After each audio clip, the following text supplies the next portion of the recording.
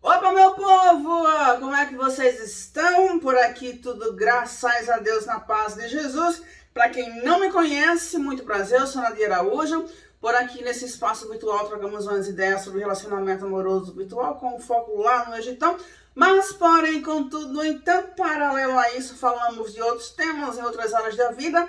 E você, isso mesmo, você também pode participar aqui deste canal enviando tua história, enviando teu relato de vida, seja no mundo virtual ou não, para um desses dois endereços que aparecerão aqui.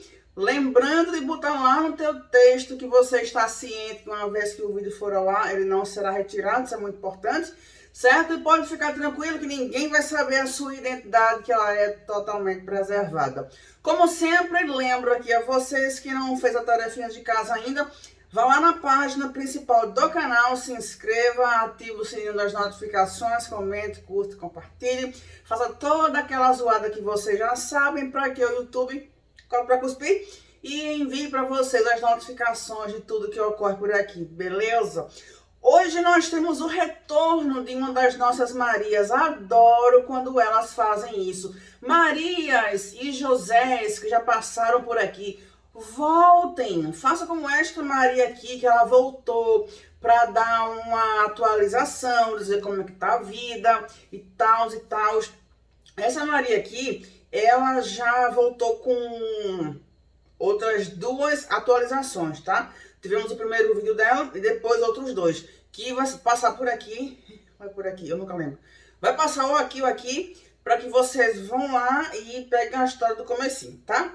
Vamos embora. Olá, Nadia. Olá, Maria. Espero que esteja bem. Como prometido, aqui te mando o desfecho do meu casamento. Para que vocês entendam o começo da história, tem que passar uns vídeos que vão correr por cima, tá?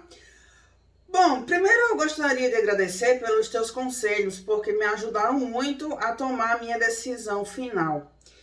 Eu ainda aguentei mais alguns meses depois de ter mandado a minha história, mas foram meses muito difíceis. Uma vez eu lembro dele ter chegado em casa, como de hábito, muito tarde da noite, e ele me falou nesse final de semana que ele teria uma festa. Fiquei passada. Então eu briguei com ele e falei que se ele saísse para não voltar mais para casa, porque ele não entraria. A nossa filha já tinha nascido, portanto, sou eu tomando conta da nossa filha e do meu filho, que na época tinha 2 anos de idade. Depois de ele ter falado isso, ele surtou. Me agarrou pelo pescoço, me jogou contra a parede, me enforcando. Ele só largou quando eu implorei, eu pedi por favor. Eu era mãe da filha dele, que a nossa filha precisava de mim. Foi aí que ele me largou. Eu nem quero pensar o que teria acontecido se eu não me tivesse lembrado de falar isso. Ou se ele não tivesse se compadecido de ti, né? Porque tem pessoas que são tão más que tu podes fazer o apelo que for, elas não estão nem aí. Assim que ele me largou, eu fui para o quarto, chorando. Liguei para o melhor amigo dele, contando tudo o que tinha acontecido, porque ele tinha pedido para sair de casa, mas ele não quis. Então pediu para o melhor amigo falar, para ele e convencê-lo a sair de casa. Mas aí o melhor amigo me falou que já era muito tarde, que se eu não poderia me acalmar, deixá-lo ficar até amanhecer, porque não teria mais trem para levá-lo onde ele quisesse. E aí eu falei que eu não estava nem aí onde ele iria dormir, mas queria que ele fosse embora da minha casa. Ele saiu, não sei para onde foi. E depois, ao amanhecer, o amigo dele me liga perguntando como eu estava. E a mãe dele também. Aí a mãe dele falou do costume que eu tinha, que falou como de costume, que eu tinha que me aguentar com o casamento, que era assim mesmo. Que isso não foi o filho dela, que o filho dela não é desse jeito. E eu teria que ter fé que ele ficaria bem e orar bastante. Aí eu decidi perdoar. Liguei para ele falando para ele voltar para casa. Isso foi em outubro.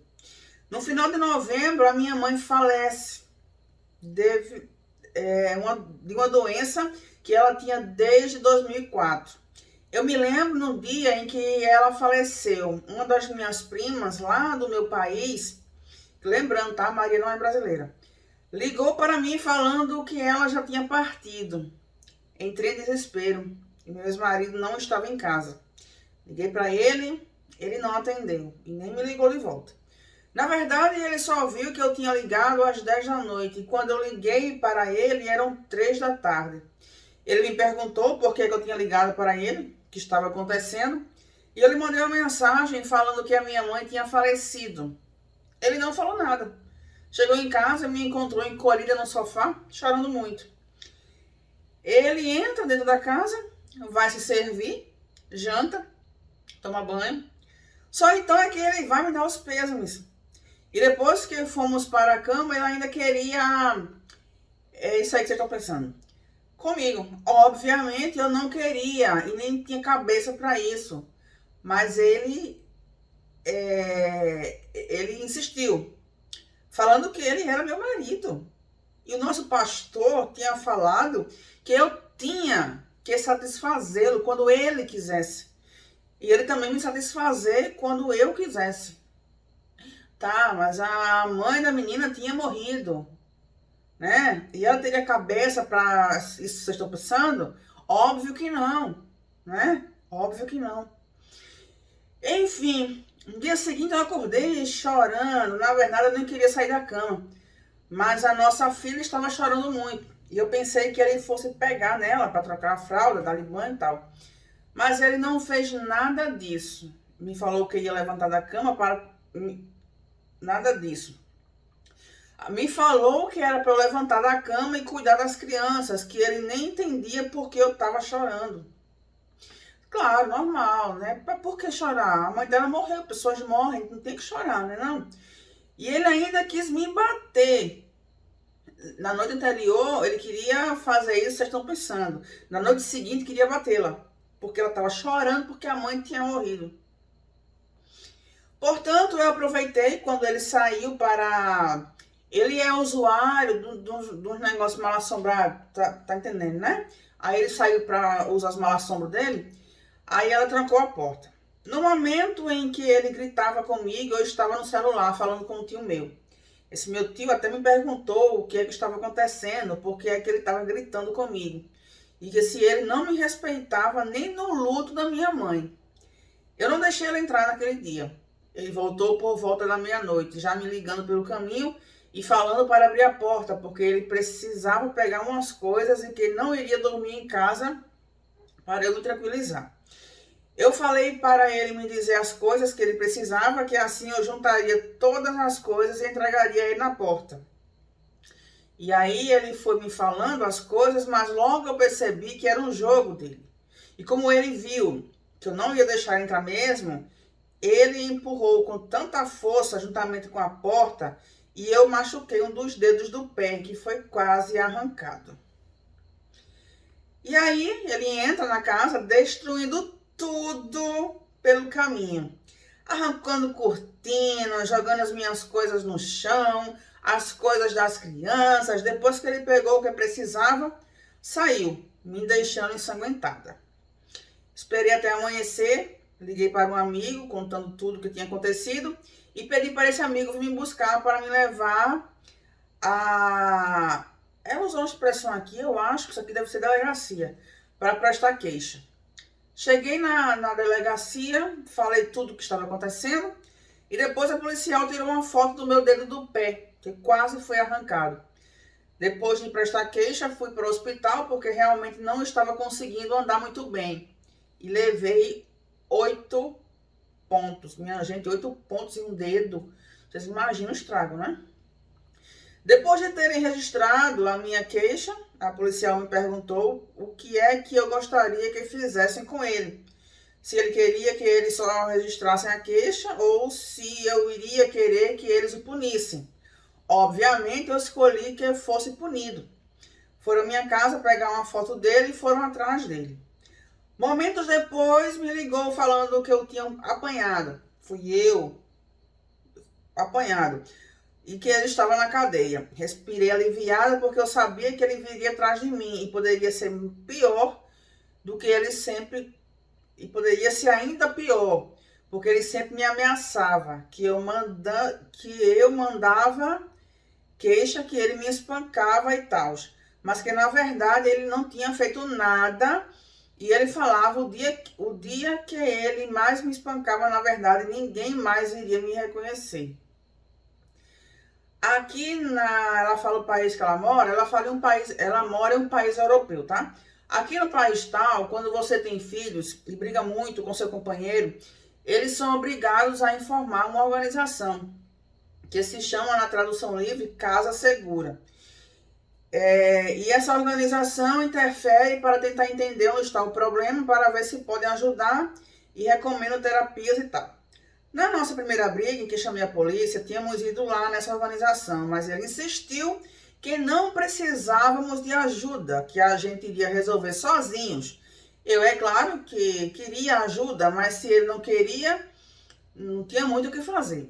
A policial me aconselhou a sair da minha casa, fugir dali da cidade, porque ele já tinha recebido uma medida protetiva, mas tudo poderia acontecer, segundo ela. Tá, minha Angélica, vamos fazer uma pausa aqui, beleza. Não, minha filha, fuja porque, né, o pior pode acontecer. Mas a pessoa vai fugir para onde? Com criança pequena ainda mais. Porque uma coisa, fala assim, ó, tá bom, não fique em casa não, porque o pior pode acontecer. Então você vá para tal canto, fique lá, você vai ficar abrigada lá. Tudo bem, mas assim, fuja. Vou fugir, para onde? Vou ficar ao léu, embaixo da ponte com criança? Não dá, né?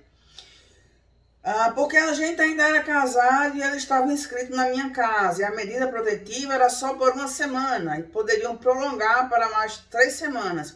Mas depois disso já não poderiam mais prolongar. As pessoas da Casa Segura ainda queriam que a gente se entendesse. Queriam interná-lo para ele ter ajuda psicológica. Mas ele não quis. Depois de sair da prisão, ele foi preso, tá? Vocês têm que ver o outro vídeo lá. Ele não queria falar com essas pessoas. Então focaram em mim. Me botaram aí tá certo. Me botaram num abrigo de mulheres em outra cidade. Mas ainda não tinha terminado. Eu ainda teria que lidar com o conselho tutelar. Meu marido queria sequestrar a nossa filha para fugir com ela para a Nigéria, que é o país originário de Maria. E eu falei que isso parece... ela falou com o pessoal lá da Casa Segura e eles me falaram que eram obrigados a informar o conselho tutelar. Não por mim, mas para ele não conseguir fugir com ela. Se tentasse, que todos os aeroportos estariam alerta. Mas também não foi bem assim. Na verdade, tentaram me enganar, já que eu sou deficiente visual. Acharam que talvez eu não pudesse tomar conta das crianças sozinhas. E aí vocês me perguntam, né? Caso alguém pode perguntar, se ela é deficiente visual, como é que ela escreve um e-mail? Tem algum dispositivo específico para pessoas que têm deficiência visual que ela escreve através desse tipo de dispositivo, tá? Então, queriam que alguém me vigiasse, alguém do conselho tutelar. No início, tentaram me convencer que seria muito bom para mim. Uma mulher do conselho tutelar veio no apartamento do abrigo das mulheres, onde eu estava hospedada, para que eu contasse a história e falasse um pouco sobre mim. Falei um pouco sobre mim, mas ela pegou minha história, distorceu tudo. Eu fiquei muito brava, liguei para uma das pessoas da Casa Segura que estava seguindo a minha casa, acho que era seguindo meu marido, xingando muito, e ele me tentou tranquilizar, falando que era obrigação dele falar para o conselho tutelar tudo que eu tinha conversado com ele. Resumindo, foram meses horríveis, mas graças a Deus, as pessoas que nos estavam acompanhando lá no abrigo das mulheres se compadeceram com o meu caso. Me arrumaram um bom advogado. No dia do julgamento, eu estava tão ansiosa e, na verdade, não falei nada. Deixei a minha advogada falar tudo. A gente já tinha combinado que seria assim. Só que o juiz não falou logo o veredito, falando que eu precisaria de 2 semanas para pensar.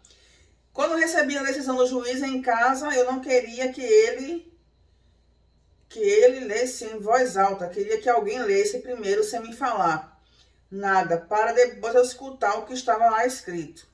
Meu Deus, me emociona até hoje e sempre choro quando me lembro da decisão do juiz.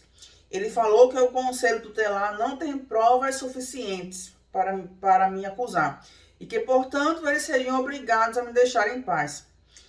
Festejamos durante uma semana, porque a mulher do conselho tutelar, que escutou a minha história, falou que nenhum juiz iria concordar e eu não ter ninguém do conselho tutelar me seguindo. E eu falei que iríamos ver, que Deus sabia das coisas. Ela ainda riu na minha cara, já que muitos aqui não acreditam em Deus mesmo. Semanas depois da decisão do juiz, ele me mandou um e-mail falando que ia fechar o meu dossiê. Eu agradeci a Deus, rezando para que a gente não se encontre nunca mais. Meu divórcio saiu em janeiro deste ano. O meu ex-marido não ficou nada feliz. Ainda está morando na mesma cidade dos abrigos das mulheres, mas agora na minha própria casa com meus filhos. No caso, ela está na própria casa com os filhos dela. O meu filho já tem 4 anos, está na escola. As crianças começam a estudar com 4 anos, mas não é obrigatório. Podem começar a partir dos 4 e a partir dos 5 é obrigatório. A minha filha está com 2 anos. Vai para a creche para poder trabalhar.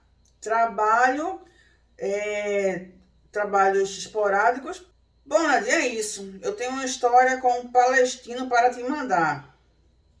Tu aprontou o que, Maria, com palestino?